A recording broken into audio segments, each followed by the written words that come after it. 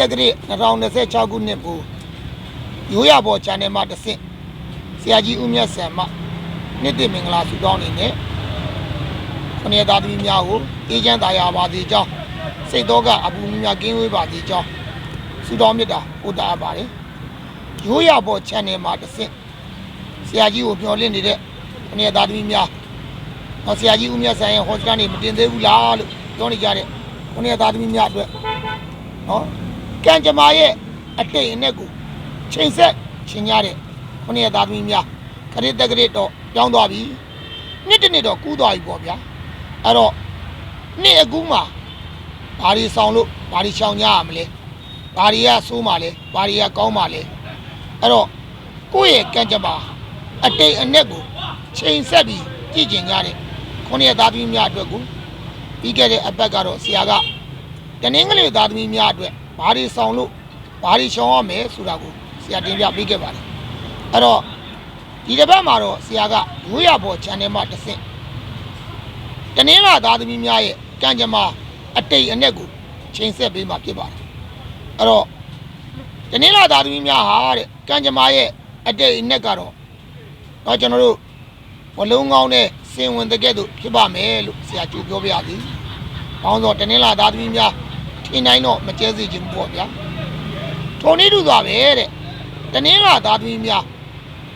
ခရစ်တက်ကရစ်မှာတဲ့ဘာတွေရှောင်ပြီးတော့ဘာတွေဆောင်းရမလဲဆိုရင်ဆောင်းရံနဲ့ရှောင်းရံအနေနဲ့ပြောမယ်ဆိုရင်တော့ပထမဦးစွာဆောင်းရံလေးတွေအရင်ပြောပြပါတနင်္လာသားသမီးများအနေနဲ့တဲ့เนาะကျွန်တော်တို့အမြင့်ကိုရေလောင်းတဲ့ပင်စီကိုရွှေချအညွန့်ကိုဘုရားလူဆိုတဲ့ကျွန်တော်တို့ရှေ့ဆရာကြီးရဲ့လက်သုံးစကားဖြစ်တဲ့ဆရာဦးမြတ်ဆန်ကတော့ဘာပဲလုပ်လို့ကျန်းကိုထောက်ပြီးတော့လမ်းပေါက်တတ်တာဖြစ်တဲ့အတွက်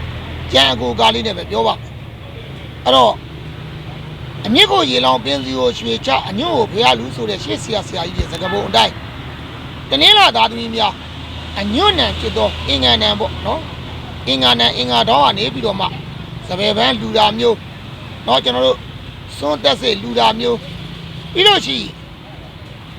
တီလာရှင်များကိုစံလူတာမျိုးတွေလုပ်ပေးပါခင်ဗျာเนาะဒါဆိုလို့ရှိရင်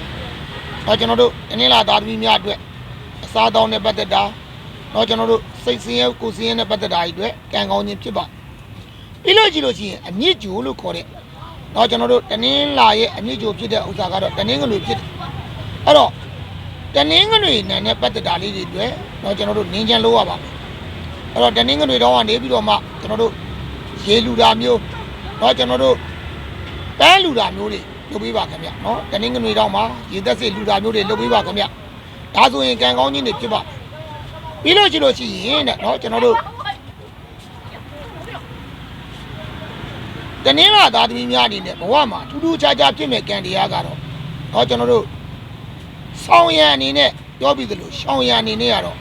ဘုံမိရဖြစ်တဲ့စနေတော်ကိုအသွားလာဆင်ကျင်ပါခင်ဗျနော်။တော့ကျွန်တော်တို့စနေတော်ကိုအသွားလာဆင်ကျင်ပါနောက်တောက်ကြမြောက်ရက်ကိုအသွားလာဆင်ကျင်ပါခင်ဗျနောက်စက်တူရှေရလုံးမယ်ဆိုရင်လေတော့ကျွန်တော်ဂျာတာပြည်သားသမီးများနဲ့စက်တူရှေရလုံးရင်တော့ကြီးပွားစီတတ်ပါတယ်အောင်မြင်စီတတ်ပါတယ်ဒါပေမဲ့ခိုက်ရန်ဒေါသတွေတော့တတိထားပါဘူး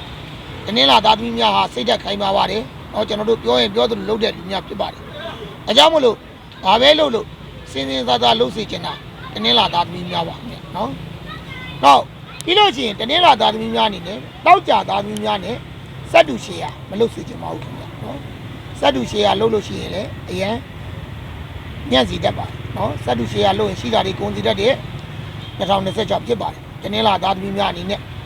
ပုံနေတူသာပဲတဲ့နော်ကျွန်တော်တို့ဗုဒ္ဓဘုသားသမီးများတွေနဲ့တော့စက်တူရှေရလောက်တာမျိုးအကျိုးတူပူပေါင်းလောက်စားတာမျိုးဆိုရင်လေရန်ပေါ်စီတတ်တယ်ကာလာပြစ်တာဖြစ်တဲ့အတွက်အထူးသတိထားပြီးလုပ်ပါခင်ဗျာနော်အဲ့တော့အောင်မကလာဆွေသားတော်ရင်မိဘချင်းဆိုတဲ့ကဲတော့ရေဘူးတော်သူဆိုတဲ့ဓာတ်ရံလည်းရှိတာဟုတ်ဗျအကြောင်းမလို့ဘဝမှာကံကောင်းခြင်းဆိုတဲ့ကံတရားမှာထူးထူးခြားခြားဖြစ်စီတတ်တဲ့ကံတရားကတနင်္လာသားသမီးများအနေနဲ့ဒီနှစ်ကတော့ကြံစီသမျှတွေပျက်စီးမဲ့ကာလာဖြစ်တာဖြစ်တဲ့အတွက်ဘာပဲလို့အထူးသတိထားပြီးလုပ်ရမယ်ကာလာဖြစ်ပါတယ်ခင်ဗျာနော်အကြောင်းမလို့ကိုယ့်ရဲ့အတိတ်ကံရဲ့အချိန်ဟိုကြောင့်ကံကောင်းနေတယ်ဆိုရင်တော့ပါပဲကံယုံပြီးတော့စူးပုံမနေနဲ့ မနှင်းတဲ့ကာလဖြစ်ပါတယ်ခင်ဗျာနော်ဒါကြောင့်မလို့မိမိရဲ့အတိတ်ကံမှာကံနေကောင်းတာပဲဆိုပြီးတော့ထင်ရတယ်လုံးမဲ့ဆိုရင်တနင်္လာသားသမီးများအတွက်အကြံပြတ်မဲ့ကာလဖြစ်တယ်လို့ဘဝမှာအခက်အခဲနဲ့ငွေကြေးတွေအကျက်တဲ့ကာလဖြစ်ပါတယ်အထူးသဖြင့်ဓာတုနန္ဒူဆေးကိုယူနန္ဒူတက်ကအသေးရတနင်္လာသားသမီးများဒီ2026ခုနှစ်မှာတော့အထူးမလုပ်စေချင်တာကတော့ကားနဲ့ပတ်သက်တဲ့အယောင်းဝယ်ခြံနဲ့ပတ်သက်တဲ့အယောင်းဝယ်လုံးဝမလုပ်စေချင်ပါဘူးခင်ဗျာနော်ဒါကတော့ရှောင်တဲ့ကာလတွေအဲ့တော့ဆောင်တဲ့နာကတော့တနင်္လာသားသမီးများအနေနဲ့အဆွေခွင်မျိုးလို့ခေါ်တဲ့မိကောင်းဆွေကောင်းများကိုမုံကျွေးတာတစ်ဖက်ရည်တိုက်တာအလူလောက်တာ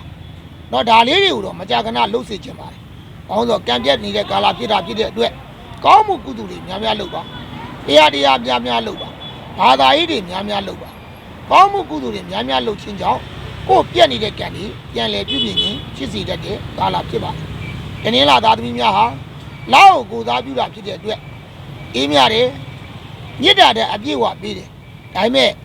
ခရစ်တက္ကရာ2026ခုနှစ်မှာတော့မြစ်တာပေးသလောက်ပြန်မရတဲ့ကာလဖြစ်တဲ့အတွက်ဘာပဲလို့အထူးတတိထားမယ်ကာလဖြစ်ပါတယ်ခင်ဗျာနော်ဒါကြောင့်မလို့တနင်္လာသားသမီးများအနေနဲ့ခရစ်တက္ကရာ2026ခုနှစ်မှာတော့အကြံစီနဲ့ပတ်သက်တာတွေလုပ်ငန်းနဲ့ပတ်သက်တာတွေအတွက်တတိတမန်ဉာဏ်မြေကလို့ပညာဉာဏ်ချွန်းတို့အုပ်စုတကယ်တော့ဘာပဲလို့တတိဝိရိယနဲ့ထားပြီးလုပ်ပါဆိုတဲ့အကြောင်းရိုးရပေါ် channel မှာတစ်စစ်ဆရာကြီးဦးမြတ်ဆန်ကအသိတတိလေးပေးခြင်းပါတယ်ခင်ဗျာနေသားသမီးအားလုံးကက်ကြီးသုံးပါးမှာကြော်လာပြီးဘေးပြားတွေဝေးကွာ၍အိတ်စီကံလိုရာဆန္ဒပြေဝကြပါသည်ခင်ဗျာ